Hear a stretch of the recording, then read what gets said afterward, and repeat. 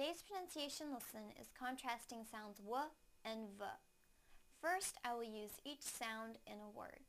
Then I will put the words into a sentence so that you can hear them together with contextual clues. Please listen closely to the differences in the sounds. First, the w sound in the word Walt. Walt, Walt. Now the v sound in the word vault. Vault, vault. Now I will use them both in a sentence. Did Walt put it in the vault? Did Walt put it in the vault?